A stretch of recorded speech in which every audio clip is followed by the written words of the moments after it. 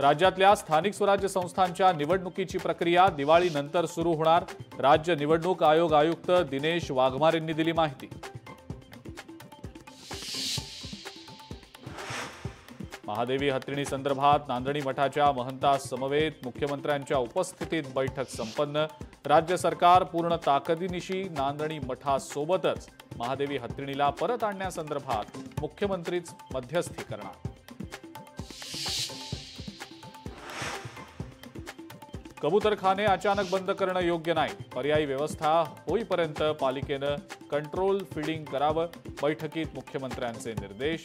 गरज पडल्यास सुप्रीम कोर्टातही जाण्याच्या दिल्या सूचना।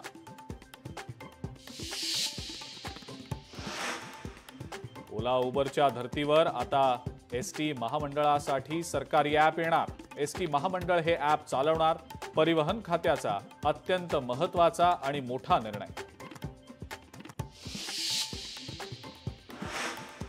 कृषी मंत्री दत्तात्रय भरणेंनी स्वीकारला पदभार। शेतकऱ्यांच्या प्रश्नांवर योग्य तो तोडगा काढणार असल्याचं केलं आश्वस्त।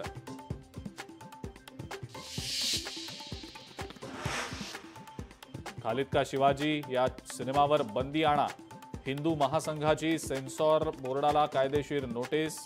चित्रपटगृहात चित्रपट प्रदर्शित न करण्याचाही दिला इशारा।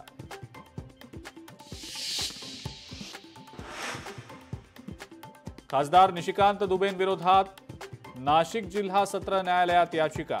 मनसे नेते सुदाम कोंबडे यांच्याकडनं मानहानीची याचिका दाखल।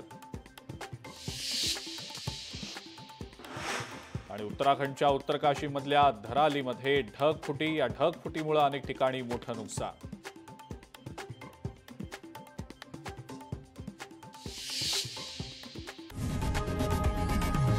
लोकशाही मराठी ऐका, पहा, जागरूक रहा।